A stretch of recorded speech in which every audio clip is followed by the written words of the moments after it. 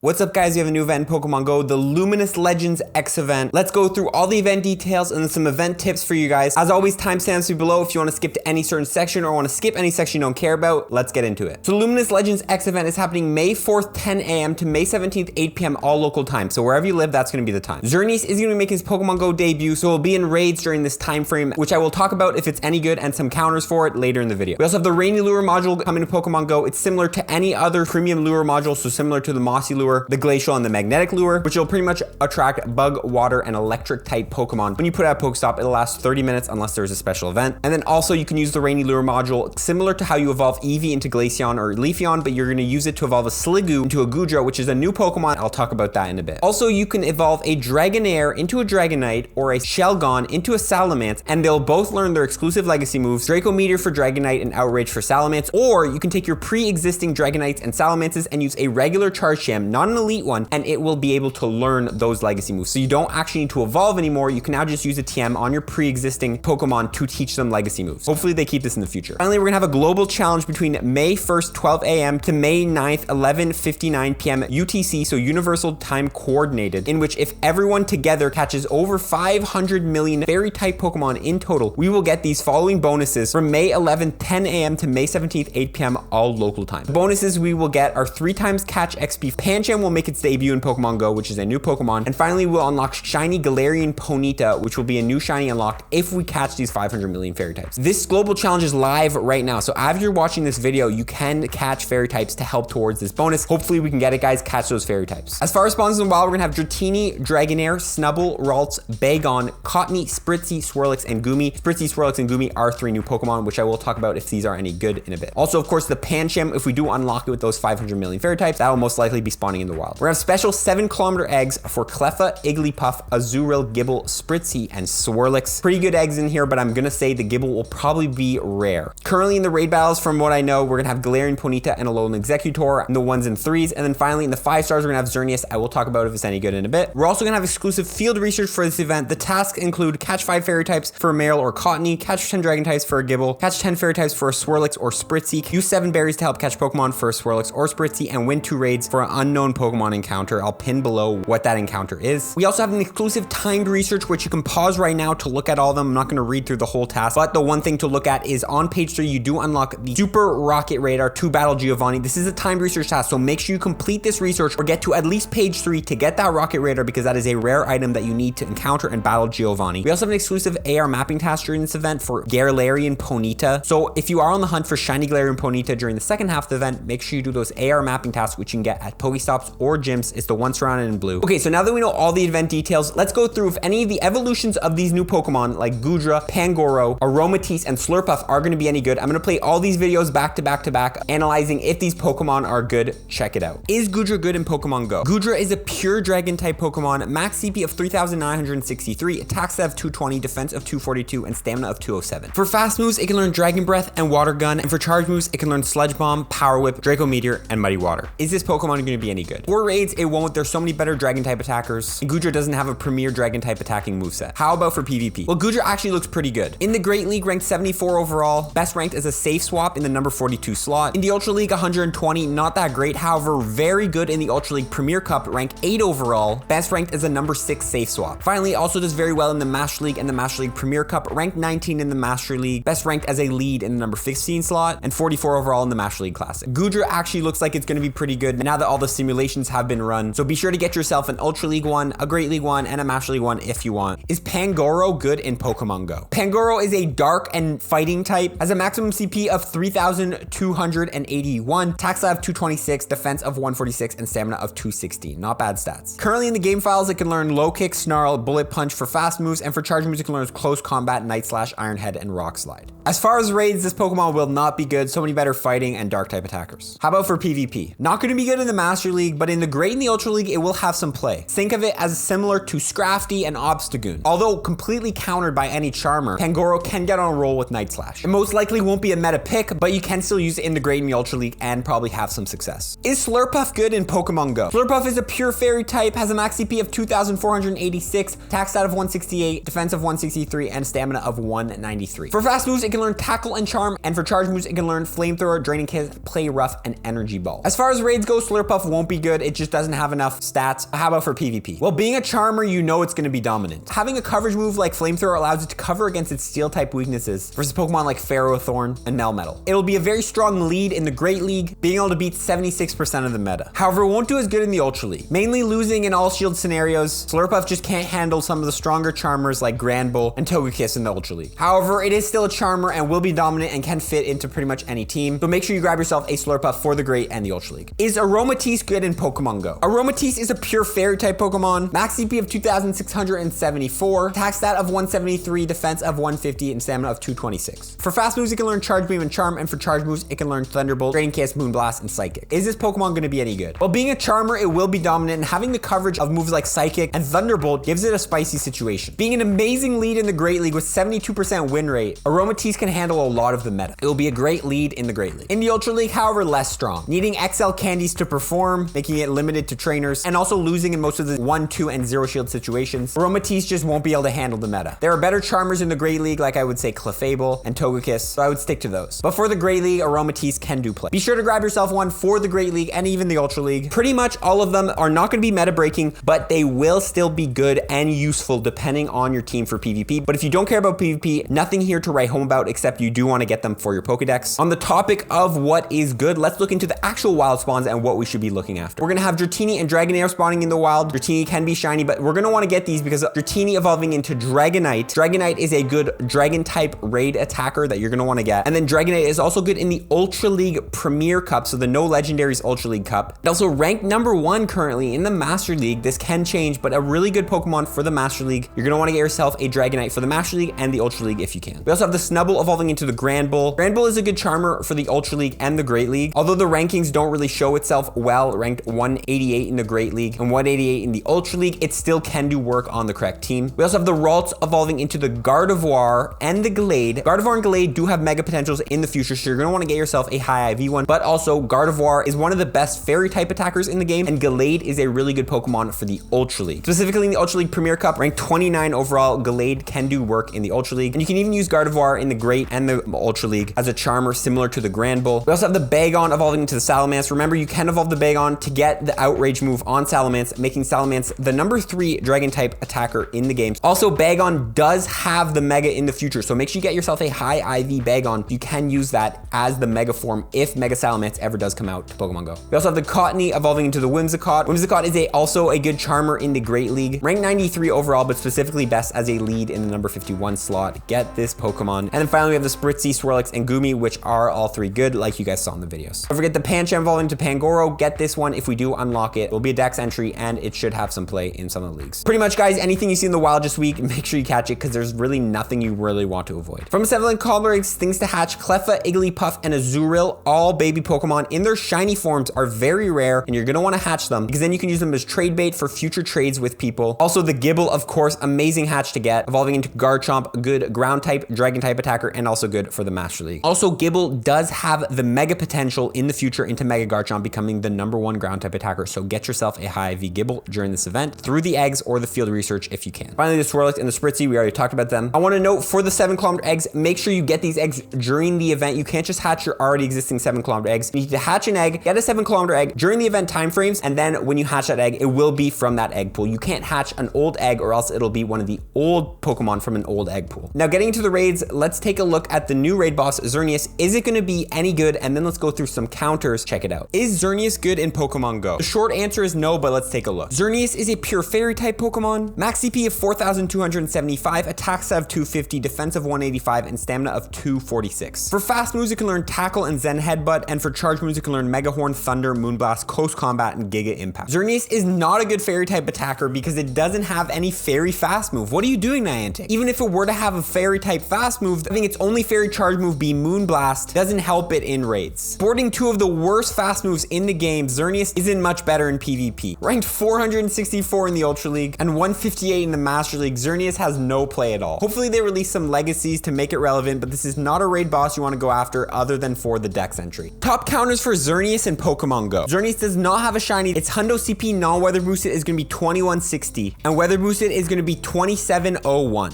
Xerneas is a fairy type, so it means it's weak to steel and poison. The best Mega you can use is going to be a Mega Gengar with Lick and Sludge Bomb. However, you can also use Shadow Claw instead of Lick because Lick is legacy. Mega Beedrill, Poison Jab, Sludge Bomb in the number 4 slot. As far as shadows go, Shadow Metagross in the number 1 spot, Bullet Punch, Meteor Mash, then a Shadow Caesar, and then a Shadow Mewtwo, Confusion, Psystrike in the number 7 slot. As far as regular counters go, Metagross, Bullet Punch, Meteor Mash in the number 3 spot, followed by Dialga, Metal Claw, Iron Head, number 5 slot, a Genesect or Burn Dry Genesect, Metal Claw, Magnet Bomb in the number 9 slot, Excadrill, Metal Claw, Iron Head in the number 10 slot. This Pokemon can be trioed if people have the top counters, but if you want to be safe, I recommend 5 to 6 trainers and you'll have no problem. So yeah, unfortunately, Xerneas won't be that good, but it is still something to get for your Pokedex. As far as using your raid passes this week, I'll pin in the comments below the raid boss you should be using them on, as I don't know all the raid bosses yet. So check the pin comments below if you want to know what to raid this week. Okay, so now that that's out of the way, let's talk about a quick tip about XP. By now, you guys all know that we're gonna get triple catch XP if we do catch those 5 million fairy types. And on triple catch XP, if you are able to throw an excellent throw on a Pokemon and catch it, then that catch will reward you 3,000 XP. Put a lucky egg on, and that's gonna be 6,000 XP. Since we're gonna have this bonus for almost like a whole week if we do unlock it, let's go through how much XP you could get if you were just to do a measly 2 hours of excellent throws. For example, if we're using a lucky egg, 6,000 XP per throw. Let's say we hit 1 excellent throw. You know, every 2 minutes, we're gonna hit 1 excellent throw. 30 excellent throws per hour. It's 180,000 XP times 2,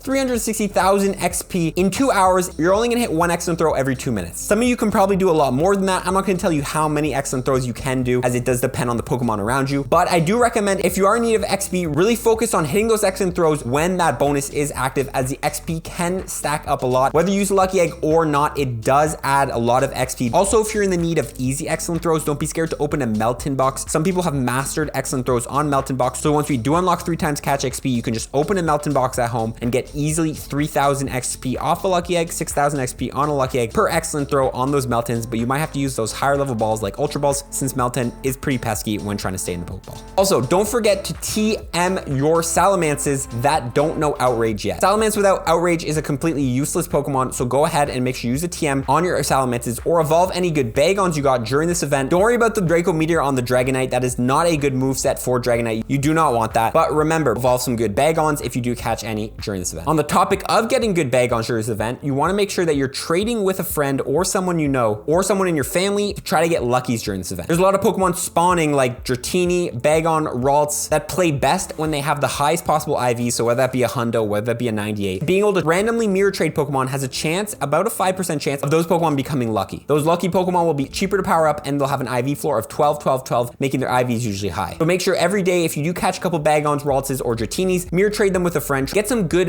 Bagons, Dratinis, and Raltses. Not only do you get the luckies from trading, but you also do get candy from trading. You'll get 1 candy if the Pokemon is caught within 10 kilometers of itself. Between 10 kilometers and 100 kilometers, you will get 2 candies for trading, and over 100 kilometers, you'll get 3 candies plus a guaranteed XL candy for trading. So make sure you save some of the rare Pokemon like Bagon, Ralts, and Gible during this event and trade them over 100 kilometers if you can, or less if you can't, just to get that extra candy. One of the final tips here is Swablu Community Day is May 15th, and at 5 p.m. on May 15th local, we're gonna unlock Mega Altaria. Mega Altaria is a dragon and fairy type Pokemon, so if you are to Mega Evolve a Mega Altaria, once it's released in Pokemon Go, you can get bonus candy for all these Bagons and Gible catches in Pokemon Go if you have that Mega active. So if you are in the need of more candy for these rare Pokemon, Mega Evolve an Altaria once it comes out in Pokemon Go, as you can get bonus candy during this event. Final thing I want to talk about is the Dragon and Fairy badge in Pokemon Go. I'm actually super excited for this event because these are 2 badges I have not completed. As you can see, I've only caught 1,500 dragons, but I'm really close to the fairy ones. Make sure during this event to take a dent out of these badges, because not only getting these badges platinum will help you when trying to go from level 48 to 49, you're gonna need 35 platinum medals, but also you do get a catch bonus, as you can see here, +4 catch type bonus, making it easier to catch dragon types or fairy types depending on the badge when you have this badge platinumed. As you can see here, it shows you at the bottom. Guys, that's pretty much the video. This event is amazing. Probably one of the best events we've had in a while. If I missed any tips, please comment them below, and also check the pinned comments because I might add some tips